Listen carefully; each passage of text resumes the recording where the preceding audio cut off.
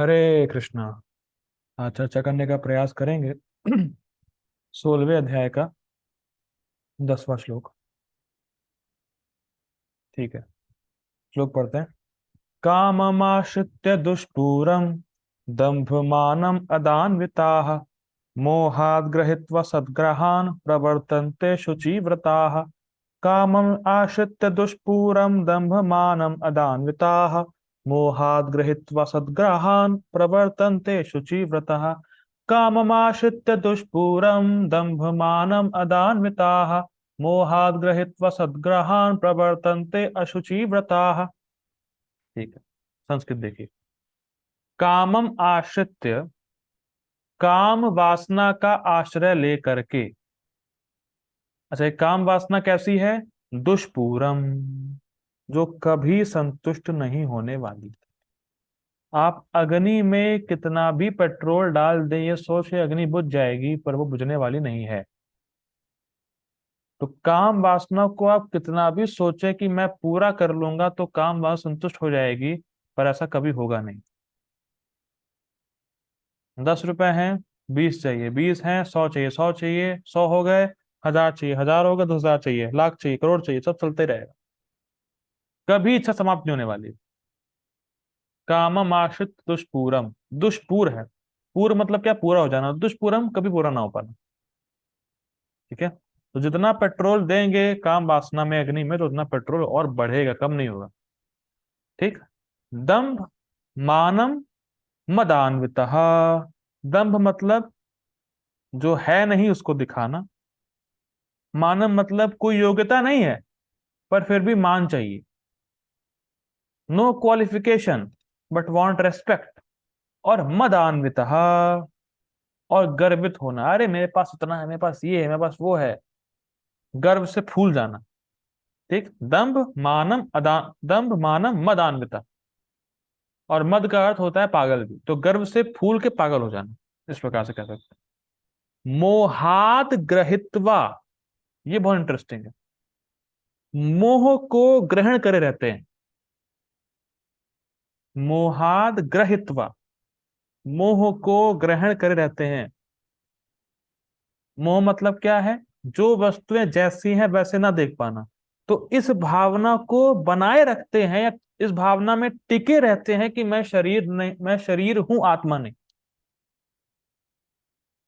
इस भावना से बिल्कुल पूरित रहते हैं, फुल रहते हैं कि मैं शरीर हूं, आत्मा नहीं। और असत ग्रहान, जब इस मोह को पकड़े रहते हैं उसका रिजल्ट होता है असत ग्रहान। ग्रह का, ग्रहान का अर्थ होता है मगरमच्छ। तो जिस प्रकार से मगरमच्छ अगर किसी को पकड़ ले अपने पंजे से तो पकड़ा रहता है। जैसे हम जानते हैं, गजेंद्र को मगरमच्छ से पकड़ लिया था तो पकड़े हुए था बिल्कुल। ठीक है, तो मगरमच्छ अगर किसी को पकड़ ले अपने पंजे से तो पकड़ा रहता है। तो उसी प्रकार से ऐसे लोग असद ग्रहान, ऐसी वस्तुओं को पकड़े रहते हैं जो परमानेंट नहीं है। जिस प्रकार से मगरमच्छ पकड़े रहता छोड़ता नहीं है, तो उसी प्रकार से ऐसे असुर लोग स्त्री और धन को बिल्कुल पकड़े रहते हैं। मतलब स्त्री भोग और धन में बिल्कुल आसक्त रहते हैं, जो हमेशा रहने वाला नहीं है। और प्रवर्तन्ते अशुचि व्रता। अशुचि मतलब होता है अपवित्रता। और इसको पकड़े रहने के लिए गलत कामों में अपने आप को लगाए रखते हैं। श्लोक समझ में आ रहा है? कामम आश्रित दुष्पूरम, काम का आश्रय लेके जो कभी समाप्त नहीं होगा। दंभ मान और मदान्वितः, इससे इस मतलब ये उनके गुण हैं। मोहात ग्रहित्वा, अपने आप को मोहित रखते हैं कि मैं शरीर हूं, आत्मा नहीं। और उसके लिए असदग्रहान, ऐसी वस्तुओं को पकड़े रहते हैं मगरमच्छ की तरह जो क्षणभंगुर हैं। और उसके लिए प्रवर्तनते अशुचिव्रतः, उसके लिए गलत कामों में लगे रहते हैं। ठीक है, तो पहले देखिए। कभी ना संतुष्ट होने वाले काम का आश्रय लेकर तथा गर्व के मद एवं मिथ्या प्रतिष्ठा में डूबे हुए आसुरी लोग इस तरह मोहग्रस्त होकर सदैव क्षणभंगुर वस्तुओं के द्वारा अपवित्र कर्म का व्रत लिए रहते हैं। और व्रत मतलब करना ही है। व्रत मीन्स अगर कोई डिफिकल्टी भी है तो भी मैं अपवित्र कर्म करूंगा ही। ठीक है। गीता भूषण टीका देखिए। यह श्लोक उनके दुर्वृत्ति और दुराचार का वर्णन करता है। दुर्वृत्ति मतलब उनका किस तरफ झुकाव होता है, मतलब मनोवृत्ति, उनका मन कहाँ जाता है। जैसे जो साधु पुरुष होते हैं, जो भक्त होते हैं, उनका मन कृष्ण कथा में जाता है, स्वाभाविक, जो शुद्ध भक्त होते हैं, और शास्त्रों में जाता है। तो जो असुर होते हैं उनका मन कहाँ जा रहा है उसका वर्णन हो रहा है, जो उनका इंक्लिनेशन गलत तरफ ही है, उनकी मति धर्म में जाती ही नहीं है, ये बोला जा रहा है। और जब इस प्रकार का इंक्लिनेशन है तो फिर दुराचार भी होगा, क्योंकि हमारी वृत्ति, हमारा इंक्लिनेशन अच्छा नहीं है, इसीलिए हमारा आचरण भी अच्छा नहीं होने वाला। मतलब असुर को जो अच्छा लगता है वो है बुरी चीजें, तो बुरी चीजें ही करता है, सिंपल लैंग्वेज में, ठीक। विषय तृष्णा का आश्रय लेकर भौतिक वस्तुओं को ही सब कुछ मानते हुए असद ग्रहण ग्रहित्वा और अशुद्ध व्रतों का पालन करते हुए वे मोह के कारण कर्म करते हैं, ना कि शास्त्र के निर्देश के अनुसार। तो बहुत स्पष्ट है, भाई मोह है कि मैं शरीर हूं, तो सब शरीर अपने आप को माने हुए हैं, तो इस शरीर को संतुष्ट करने के लिए कार्य करेंगे, और शास्त्र कुछ भी बोले उसे मुझे कोई मतलब नहीं है। सिंपल। शास्त्र बोल रहा है कि तुम शरीर नहीं हो, आत्मा हो, अरे कोई फर्क नहीं पड़ रहा है, मैं शरीर ही हूँ। जब शरीर अपने आप को माने हैं तो शरीर को संतुष्ट करने वाले कार्य करेंगे। सिंपल है, ठीक है। असद ग्रहण का अर्थ है दुष्ट मगरमच्छ या भौतिक संपत्ति। जो धन है, धन, उसको दुष्ट मगरमच्छ बोला जा रहा है। बहुत इंटरेस्टिंग। वे धन संपत्ति, देखिए, भले ही आप पैसे को छोड़ दें पर पैसा आपको नहीं छोड़ता। समझ में आ रहा है। हो सकता है आप छोड़ दे पैसे को, लेकिन पैसा आपको नहीं छोड़ता। मतलब मान लीजिए कोई व्यक्ति बहुत अमीर था, गरीब हो गया है, लेकिन जो उसने पैसे से भोग किया है वो संस्कार नहीं जाता, और उसको फिर वो और प्रेरित करेगा और धन इकट्ठा करने का, नहीं नहीं भोग चाहिए, भोग चाहिए। तो इसीलिए पकड़े रहता है, जितना धन आता है उतना आदमी पगलाता है, और उतना वो और धन के मामले में आसक्त होता चला जाता है। ये धन का स्वभाव है, पगला जाना। अरे इससे कम में तो चलता नहीं मेरा। जैसे अभी एक भक्त ने गाड़ी ली है, तो गाड़ी नहीं थी तो कोई दिक्कत नहीं है, अब गाड़ी आ गई है, तो कुछ देर बाद देखेंगे अरे गाड़ी के बिना चलेगा नहीं अपना। पगला जाएंगे। मगरमच्छ है वो आपको पकड़ लेता है, और मगरमच्छ का स्वभाव छोड़ता नहीं। साइड पॉइंट आगे पढ़ते हैं। वे धन संपत्ति और स्त्री आदि के प्रति आकर्षित हो जाते हैं, जो भयानक मगरमच्छ के समान असहनीय होते हैं, और जिन्हें प्राप्त करने के लिए, ये बहुत इंटरेस्टिंग है, देखिए ध्यान दीजिएगा, जिन्हें प्राप्त करने के लिए वे मनोकल्पित देवताओं की मनोकल्पित मंत्रों से उपासना करते हैं। ये बहुत अच्छी बात है, हम यहाँ सीख रहे हैं। असत ग्रहण मतलब जो वस्तुएं क्षणिक हैं उसमें बहुत आसक्ति होना, फर्स्ट पॉइंट। जिस प्रकार से मगरमच्छ पकड़े रहता है, वैसे ही हम असत वस्तुओं को छोड़ना ही नहीं चाहते। यहां तक कि भक्ति में आने के बाद भी कोई ऐसी आसक्ति हम बचाए रखना चाहते हैं।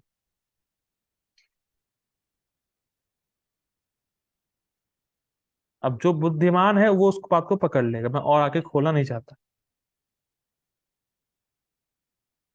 ठीक। आगे पढ़ते हैं। जैसे अब यहाँ पे जो बात आ रही है मनोकल्पित देवताओं और मंत्रों की उपासना, मंत्रों से उपासना करने का मतलब क्या है, देखिए, ये थोड़ा सा साइड पॉइंट है, लेकिन इसको समझिए, ऐसा हो रहा है तो मैं बोल रहा हूँ। जैसे मेरे पास एक भक्त का मैसेज आया कि कोई मेरे पे ब्लैक मैजिक कर रहा है, और एक का ही नहीं आया है, दो तीन लोगों का आ चुका है। अब मैं बहुत नॉर्मल लगता हूँ इस बात को कि मतलब ऐसे ही कोई दिक्कत नहीं है, लेकिन ब्लैक मैजिक होता है, बात समझिए इसको। कई बार जो पुरुष होते हैं वो स्त्री को वश में करने के लिए ब्लैक मैजिक करते हैं, और स्त्रियां भी करती हैं। मेरे पास इनके भी रिपोर्ट आई। मैं तो बहुत परेशान हो गया ब्लैक मैजिक का सुन सुन के, बहुत बहुत भक्तों का मैसेज आया मेरे पास। अब क्या है ये, देखिए क्या चक्कर क्या है। वो इन चीजों से आसक्त हैं तो वो इस प्रकार की भूतों की उपासना करते हैं जिससे वो काला जादू कर सके। अब लोग क्या क्या नहीं कर रहे हैं इसको तो आप देख ही नहीं सकते। मैं तो बहुत कुछ देखा हूं, बहुत ऐसे लोगों से मिला हूं जिनके पास क्या क्या जादू है। अरे आपको पैसे कमाने की जरूरत नहीं है। मैं ऐसे लोगों को जानता हूँ, वो पता नहीं क्या करेंगे, पैसे उनके हाथ में। हम तो बेफालतू पैसे कमा रहे हैं। कुछ नहीं, मैं सामने देखा है भैया, सामने देखे, वो कुछ नहीं। वो ऐसे करेंगे, कुछ मंत्र मंत्र पढ़ेंगे, ऐसे फूक मारेंगे और पैसे उनके हाथ में। तो लोग बहुत कुछ कर रहे हैं, बहुत लोगों की उपासना कर रहे हैं। पर कर क्यों रहे हैं? क्योंकि वो पहली बात तो स्त्री और धन में आसक्त हैं। पुरुष के लिए स्त्री, स्त्री के लिए पुरुष। ठीक, दोनों ही बातें आसक्त हैं। और क्यों आसक्त हैं? क्योंकि वो आत्मा के अस्तित्व को नहीं समझे। पॉइंट ये, नष्ट आत्मानो, वो अपने अस्तित्व को नहीं जान रहा है, वो है कौन, इसलिए बेवकूफी कर रहे हैं, सब चीजें कर रहे हैं। बेवकूफी की चीजें कर रहे हैं, बेवकूफ। और बेवकूफ ढंग से पूजा कर रहे हैं देवताओं की।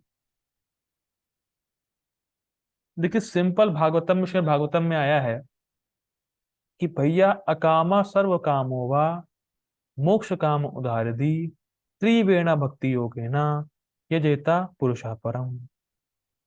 तुम्हारी कोई इच्छा नहीं है, कोई बात नहीं। तुम्हारे पास सारी इच्छाएं हैं, वो भी कोई बात नहीं। अगर तुम सब समस्त भौतिक इच्छाओं से मुक्त होना चाहते हो तो भी कोई बात नहीं। यजेता पुरुषः परम, कृष्ण का भजन करो। आप कृष्ण का भजन करेंगे तो आपको भोग भी मिल जाएगा, साथ साथ बुद्धि भी मिल जाएगी। अन्य देवताओं के साथ ये प्रॉब्लम है, जो आप चाहेंगे वो आपको दे देंगे, पर सही बुद्धि नहीं देंगे। लेकिन अगर कृष्ण का भजन करेंगे तो आपको जो चाहिए वो भी मिल जाएगा और साथ साथ बुद्धि भी मिल जाएगी। जैसे मान लीजिए किसी को चाहिए अच्छी स्त्री शादी करने के लिए, तो अच्छी स्त्री उसको ऐसी मिलेगी कि उसका स्वभाव खराब होगा। वो समझ जाएगा अरे अच्छी स्त्री मांगे फायदा क्या है, स्वभाव भी इसका बेकार है, इससे सुखी नहीं हो सकते हैं। तो बुद्धि भी मिल गई, स्त्री भी मिल गई। कृष्ण में ही है ऐसा चीज। ठीक है, कृष्ण का भजन करना चाहिए। अब इस संबंध में कथा है, स्टोरी है, सुनिए, स्टोरी मजा आएगा। करेक्ट। तो इस संबंध में एक कथा है। एक वृकासुर नाम का असुर था।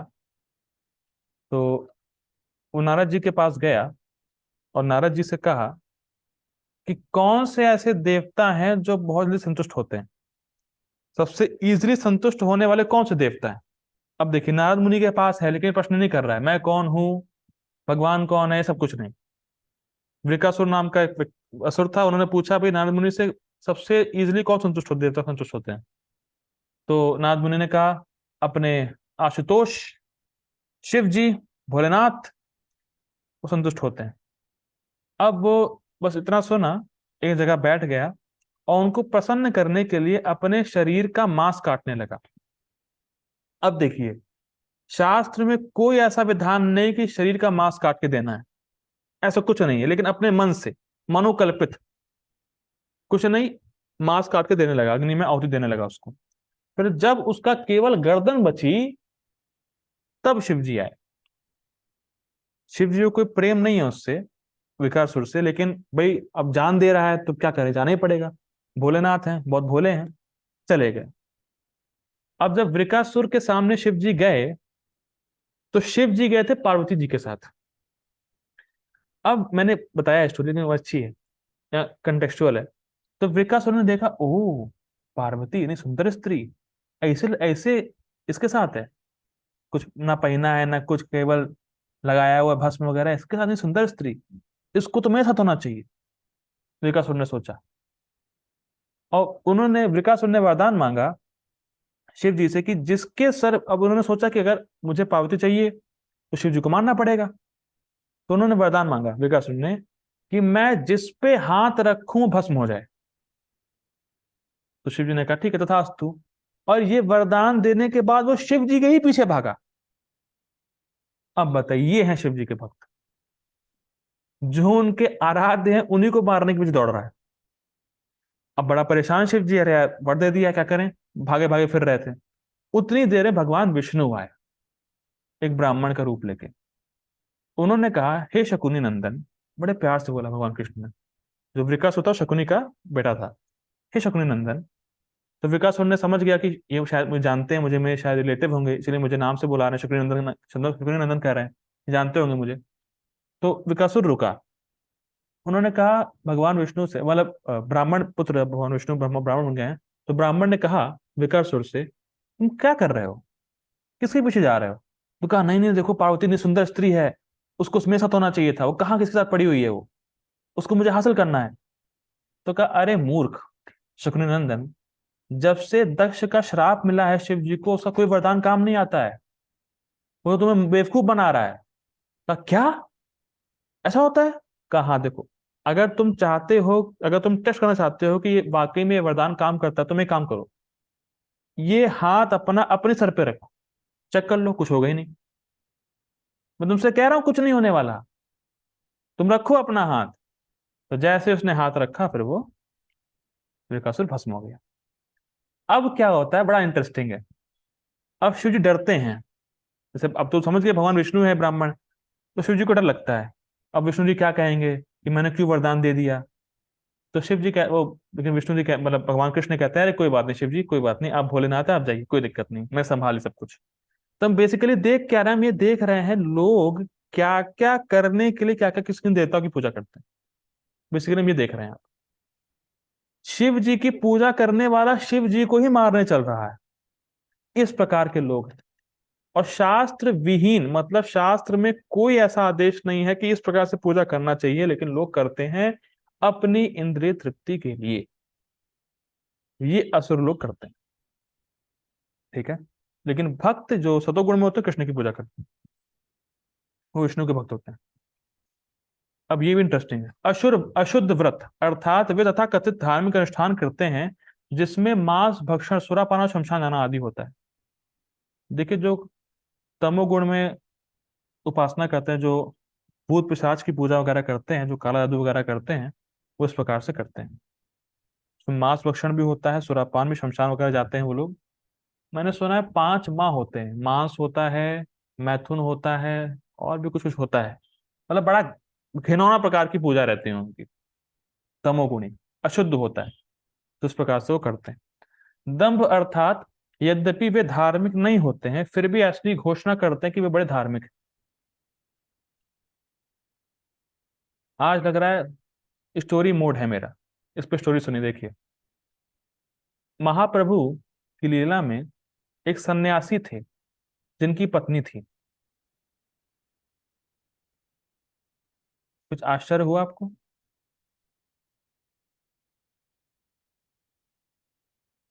सन्यासी होते, सन्यासी की पत्नी कैसे हो सकती है? करेक्ट करेक्ट, सन्यासी होते हुए पत्नी रखा हुआ था। कोई बात नहीं, गिरा हुआ सन्यासी था, ठीक है। तो महाप्रभु और नित्यानंद प्रभु उस सन्यासी के घर पे गए, और सन्यास बहुत सुंदर, मतलब है तो बड़ा मैजिकल, मतलब उस टाइप की है, लेकिन उसमें जो सार है बड़ा अच्छा है। तो महाप्रभु और नित्यानंद प्रभु उस सन्यासी के घर गए जिन्होंने पत्नी रखी हुई थी, लेकिन पत्नी छुपी हुई थी, ठीक है। तो सन्यासी है, पत्नी रखा हुआ है, तो मतलब समझ रहे हैं दम्भ है, मतलब गिरा हुआ आदमी है। लेकिन फिर भी कोई बात नहीं, महाप्रभु और नित्यानंद प्रभु वहां पे गए, और सन्यासी महाप्रभु नित्यानंद प्रभु को आशीर्वाद दे रहा है कि तुम्हें खूब भोग प्राप्त हो, तुम जो भोग चाहो वो तुम्हें प्राप्त हो जाए, ये हो जाए वो हो जाए। तो महाप्रभु ने कहा, अरे आप मुझे भोग का आशीर्वाद दे रहे हैं, आपका आशीर्वाद तो होना चाहिए कि मुझे कृष्ण भक्ति मिले, मैं कृष्ण भक्ति में आगे बढ़ूं, क्या बोल रहे हैं आप? तो कहा, तुम मुझे सिखाओगे? सन्यासी गुस्सा हो गए, तुम कल के लड़के तुम मुझे सिखाओगे? गुस्सा हो गए वो। और फिर शांत हुआ मामला, तो सन्यासी ने कहा महाप्रभु से बड़े स्टाइल में, क्या तुम्हें आनंद चाहिए? तो महाप्रभु ने कहा, आनंद मतलब? उन्होंने नित्यानंद प्रभु की तरफ देखा कि आनंद मतलब क्या? तो कहा, स्त्री संग शराब। तुरंत महाप्रभु सुने, अरे अरे क्या सुन लिया, क्या सुन लिया, और तुरंत भाग के गंगा जी में स्नान कर लिया उन्होंने। कपड़ों सहित। ये क्या सुन लिया, स्त्री संग और शराब, तुरंत भाग के चले गए, स्नान कर लिया। तो इस प्रकार के सन्यासी अपने आप को सन्यासी बोल रहे हैं, पर स्त्री रखे हुए हैं। अब एक बहुत ध्यान देने वाली बात सुनिए, जो महाप्रभु की लीला में आती। उस सन्यासी ने महाप्रभु को कुछ फल और खाने की चीज दी थी, और महाप्रभु ने उसे स्वीकार किया था। तो वहां लिखा है कि सन्यासी के इतना देने की वजह से वो सन्यासी का उद्धार होगा ही, सन्यासी भक्त बनेगा ही। कितनी बड़ी कृपा है महाप्रभु की, ऐसे व्यक्ति से ऑफरिंग स्वीकार करना। क्या वो नहीं जानते हैं कि ये दम्भ है, गिरा हुआ है, फिर भी कृपा करने के लिए। फिर तो इस प्रकार के दम भी लोग रहते हैं, मतलब सन्यासियों की पत्नी लगाए रखते हैं। या एक इस्कॉन डिवोटी की बात है। एक इस्कॉन डिवोटी के चले गए एक किसी ढोंगी के प्रवचन में। अब वो प्रवचन करता क्या था, प्रवचन कर रहा है, फिर कुछ देर का ब्रेक लेगा, अंदर जाएगा, 10 मिनट बाद बाहर निकलेगा, फिर प्रवचन देगा, फिर अंदर जाएगा, फिर बाहर आएगा। तो अब इस्कॉन डिवोटी है, उसको तो बड़ा वो होता है, खुजली सब कुछ जानने की। इस्कॉन डिवोटी में रहता ही है, जब भी वो किसी ऐसी जगह जाते हैं जो परंपरा मनी होता है, तो उनको रहता है कि क्या ये लोग करते हैं। तो अब इस्कॉन डिवोटी थे, सच्ची घटना है, प्रभु जी थे, उनको बड़ी जिज्ञासा हुई कि करता क्या अंदर जाके वो। तो फिर वो जब अंदर गए तो इस्कॉन डिवोटी पहुंच गए। वो देखा वो सुरती खा रहे थे, मतलब ऐसे ऐसे तो कहा अरे, प्रवचन दे रहे हो अभी ये कर रहे हैं। तो कहा क्या करा जाए, जाता नहीं आदत यार, बड़ा परेशान है। तो इस्कॉन डिवोटी ने कहा आप इस्कॉन में आ जाइए, 6 महीने में चली जाएगी आदत ये आपकी। तो बाहर से बोल कुछ रहे हैं, लेकिन अंदर कुछ मामला और ही है। तो ये सब दम्भ होता है। ठीक है, आगे पढ़ते हैं। मान अर्थात वे स्वयं को पूजनीय घोषित करते हैं, यद्यपि वे पूजा के योग्य नहीं होते हैं। ये बहुत सुंदर बात है। ठीक है। मद अर्थात वे स्वयं को उत्कृष्ट प्रस्तुत करते हैं। ये बहुत ही सुंदर है। देखिए, मान का अर्थात है कि वो पूजनीय होते नहीं है, लेकिन अपने आप को पूजनीय कह के कहते हैं कि मेरी पूजा करो, मतलब बेसिकली मान चाहते हैं हर किसी से। और मद का अर्थ है कि वे स्वयं को उत्कृष्ट प्रस्तुत करते हैं, यद्यपि उनमें अच्छे गुण नहीं होते हैं, वे इस पहले गुणों से युक्त होते हैं। कोई अच्छी क्वालिटी नहीं है, लेकिन फिर भी ऐसा दिखाएंगे आई एम वेरी एडवांस। इस संबंध में भी एक कथा है, आज कथा मोड है तो सुनाई देता हूं। हम लोग जानते हैं नामाचार हरिदास ठाकुर जी को। हरिदास ठाकुर हमारे नामाचार है, हमारी परंपरा के। तो एक बार हरिदास ठाकुर कहीं जा रहे थे तो एक सपेरा था, सपेरा, समझे सपेरा, बांसुरी बजाता है सपेरा, बीन बजाता है वो। तो एक सपेरा था, वो डिवोटी था। तो वो सपेरा ऐसी धुन बजा रहा था जो कृष्ण के संबंधित थी। तो उसको सुनते ही हरिदास ठाकुर में अष्ट सात्विक विकार आ गए। अभी क्या होता है डिटेल में तो कहीं आगे पढ़ेंगे। तो अष्ट सात्विक विकार उनमें आ गए, और वो जमीन पे गिर गए, और विकार को विकार मतलब प्रस्तुत हो रहे थे उनके शरीर से। लेकिन जो डिवोटी था सपेरा, वो समझ गया कि इनका लेवल बहुत हाई है, और मेरे धुन को सुन के इसमें विकार आ गए हैं। तो उन्होंने हरिदास ठाकुर के पैर छुए, नतमस्तक के दंडवत किया। अब इसी को एक ब्राह्मण देख रहा था। अच्छा, केवल गिरना है जमीन पे, ऐसे ऐसे हिलना है, लोग प्रणाम करेंगे, लोग सम्मान करेंगे, अरे वाह, ये तो अच्छा है यार। जमीन पे गिर जाओ, ऐसे ऐसे हिल जाओ थोड़ा सा, बहुत अच्छी बात है, लोग लोग रिस्पेक्ट करेंगे तुम्हारी। तब हरिदास ठाकुर फिर होश में आए, फिर वो चले गए। अब ब्राह्मण आया, वो देख रहा था। ब्राह्मण भी आया, नीचे गिर गया जमीन पे, हिलने लगा। अब वो डिवोटी था सपेरा, वो समझ गया कि ढोंग ढोंग कर रहा है, लात मारी खींच के उसको। वो उठा उठा कहा अरे, लात मारते हो ब्राह्मण को, शर्म नहीं आती है। कहा तुम ढोंगी हो, मैं समझ गया तुम ढोंग कर रहे हो, और उनके विकार असली थे। और ये मत सोचिए ऐसा होता नहीं है, इस्कॉन वृंदावन की घटना है। जब प्रभुपाद जी थे, तो एक व्यक्ति इस्कॉन वृंदावन में आया, और अष्ट सात्विक विकार का ढोंग करने लगा, जमीन पे गिरने लगा और कसब करने लगा। तो प्रभुपाद जी से प्रभुपाद जी के शिष्य ने कहा अरे वाह, कितना एडवांस डिवोटी है, अरे वाह, विकार आ रहे हैं इसके मतलब शरीर में। तो प्रभुपाद जी ने कहा "ये ढोंगी है, अगर तुम जाके इसको लात मारो, अगर लात मारने पर भी होश में नहीं आया, तो असली विकार है। क्योंकि विकार का मतलब होता है कि अब आप बाहरी चेतना में है ही नहीं, अब आपके शरीर में कुछ भी होगा, यू कैन नॉट फील, इस प्रकार का विकार होते हैं। तो क्या, अगर लात मारने पे ये तड़बड़ा जाएगा या मतलब गुस्सा हो जाएगा, तो मतलब ढोंग कर रहा है। तो प्रोपाली शिष्यों ने कहा, अरे लात मारेंगे हम, मान लीजिए जेन्युइन जेन्युइन पर्सन हुआ, फिर तो अपराध हो जाएगा। फिर प्रोपाल जी ने कहा, नहीं जाओ मारो, मेरा आदेश है। गए, लात मारे, इतना जोर से वो उठा, कहा लात मारते हो, शर्म नहीं आती है? देखा, भागो यहाँ से। प्रोपाल जी ने भगा दिया उसको। तो इस प्रकार के सहेजिया भी हैं।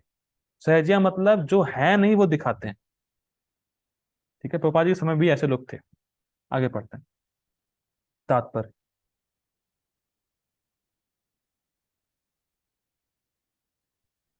ठीक है, तात्पर्य। यहां पर आसुरी प्रवृत्ति का वर्णन हुआ है।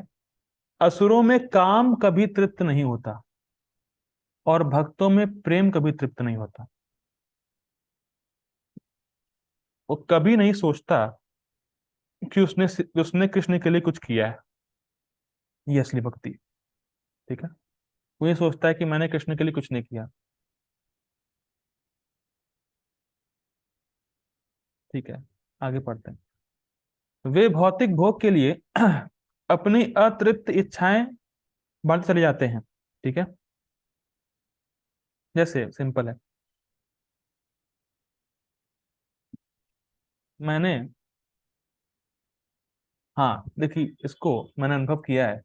काफी ट्रेवलिंग करता रहता हूँ तो काफी लोग मिलते हैं। तो एक बार एक व्यक्ति मिले कि, मतलब मिले थे कि जिनका जो कई ज्यादा या मतलब कई हाई अमाउंट में पैसा चोरी हो गया था, उनका पैसा गिर गया था, चोरी हो गया था। तो वो बहुत ही परेशान थे। हाय रे हाय, मेरा इतना पैसा चोरी हो गया, इतनी मेहनत से कमाया था, ऐसा है वैसा है, खूब शोक में निमग्न थे, ऐसा कह सकते हैं। अब मैंने उनसे सिंपल पूछा दो प्रश्न। आप ये बताइए प्रभु जी, जब आप माँ के गर्भ से पैदा हुए तो कितने पैसे लेके आए थे? कुछ नहीं लेके आया था, उनका उत्तर आया। ठीक। मरेंगे तो कितने लेके जाएंगे? कुछ नहीं लेके जाऊंगा, तो काहे का शोक? आप बात समझिए, ना कुछ लेके आए थे, ना कुछ लेके जाएंगे, तो रुपए आपके हुए कहां से? चलिए मैं कह रहा हूं चोरी हो गई, चलिए ठीक है, दुख होता है, लेकिन इतना शोक, ये अच्छी बात नहीं है। और वो खुद ही कह रहे थे कि मेरे वो हॉरोस्कोप में लिखा हुआ था कि चोरी होने वाली है। मैंने कहा लियो, जब पता ही है होने वाली है, माथे पे लिखा ही, तो काहे का शोक? ये इंटरेस्टिंग है कि अतृप्त इच्छाएं, मतलब इच्छाएं कभी उनकी समाप्त नहीं होती, उनको और चाहिए और चाहिए और चाहिए और चाहिए, और जब खो जाता है तो बहुत शोक में निमग्न रहते हैं। ठीक। यद्यपि वे क्षणभंगुर वस्तुओं को स्वीकार करने के कारण सदैव चिंता मग्न रहते हैं, तो भी वे मोहवश ऐसे कार्य करते जाते हैं। ठीक है, बहुत इंटरेस्टिंग। देखिए, आप इसको बिल्कुल सिंपल समझिए, जो चीजें आपके साथ रहने वाली नहीं हैं और आप सोचे कि ये मेरे साथ हमेशा रहें, चिंता होगी नहीं होगी आपको?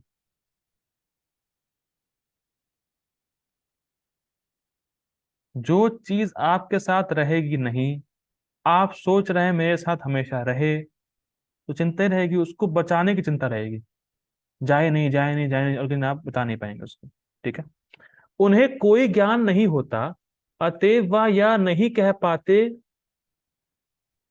हाँ अतएव वे यह नहीं कह पाते कि वो गलत दिशा में जा रहे हैं। Blind follow the blind, both fall into ditch. अंधा अंधे को उपदेश दे रहा है, दोनों गड्ढे में गिरेंगे। अच्छा, क्या जब अंधा गिरेगा तो बता पाएगा मैं गड्ढे में गिर रहा हूं? बस यही है। ये नहीं नहीं कह पाते कि वो गलत दिशा में जा रहे हैं। जैसे अंधा नहीं कह पाता कि मैं गड्ढे में जा रहा हूँ, तो क्या गड्ढे में जा नहीं रहा? गड्ढे में जा रहा है। जिसकी आंखें हैं वो देख पाता है गड्ढे में जा रहा है। तो जो भक्त है वो देख पाता है असुर लोग नरक में जा रहे हैं।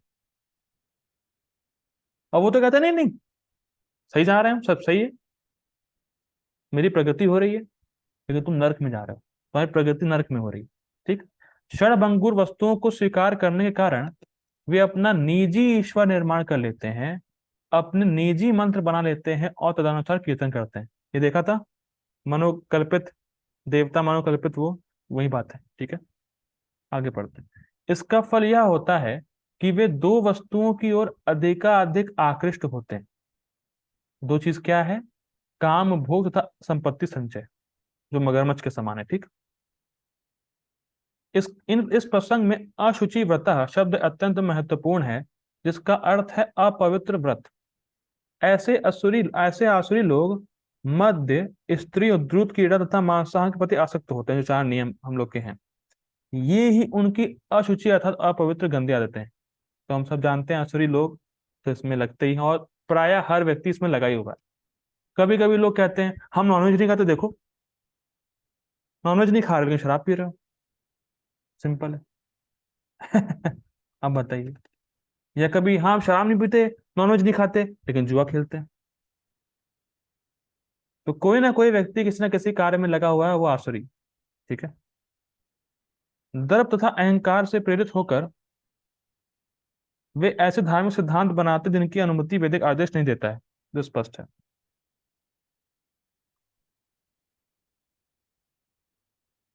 ठीक है, भाई मैंने जो एग्जांपल दिया था कि जो वृकासुर था वो ऐसे वो कर रहा था तपस्या जो वैदिक आदेश में नियम नियम नहीं है। ठीक है।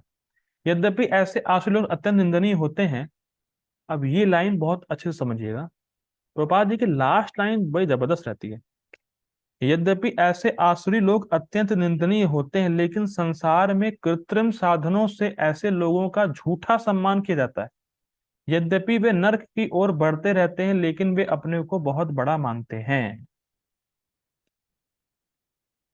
अब मैं नाम तो नहीं लूंगा, हमारे ही जानने वाले में एक व्यक्ति हैं, वो बहुत ही गंदा जीवन बिताते हैं। शराब भी पीते हैं और वो सब पान पुड़िया वगैरह जो भी है वो भी खाते हैं, और भी कई चीजें हैं। और घर में क्लेश डालना, या कह सकते हैं सिंपल जो भी रहता है, वो सब गंदा जीवन है उनका। और उनको समझाया जाए, भाई आपने गीता पढ़ी है, कुछ जानते हैं गीता के बारे में? गीता, अरे यार कैसी बातें करते हो, गीता तो मेरी यहाँ पर है, यहाँ पर मैंने गीता रखी। और आचरण कैसा है? बिल्कुल निंदनीय। इस प्रकार की चीजें हो रही हैं। जा रहे हैं नरक की तरफ, कार है नरक की तरफ के, मैं बहुत बड़ा हूं, मुझे सब आता है। जैसे एक एक भक्त को एक भक्त प्रवचन करने गए थे, तो वहां पे एक व्यक्ति आए थे। दो घटनाएं, वहां पे एक व्यक्ति आए थे। तो जैसे प्राय लोगों का क्या होता है, प्राय लोग सोचते हैं कि जो भक्त हैं, जैसे जो इस्कॉन का नहीं होता ना, जो नॉर्मली कहीं जुड़ा रहता है, सिंपल सिंपल मतलब इधर उधर जुड़ा रहता है, जब वो सोचता है कि जो भक्त हैं वो बाबा होते हैं। और आप देखेंगे कि जैसे हम लोग बोलते हैं प्रभु जी वगैरह, तो वो बोलते हैं बाबा जी हैं। सिंपल है, अगर उनको बाबा जी की धारणा रहती है उनको, क्योंकि वो कहीं कहीं जुड़े रहते हैं इधर उधर से। तो एक भक्त प्रवचन करने गए थे, तो एक व्यक्ति आया कि अरे बाबा जी लेक्चर भी करते हैं। मैं जनरली लोगों को रहता है कि जैसे जो आया है घर पे तो वो कुछ कीर्तन वीर्तन करेगा, कुछ करेगा, बस खत्म। तो कहता अच्छा, इस्कॉन के बाबा जी क्लास भी देते हैं?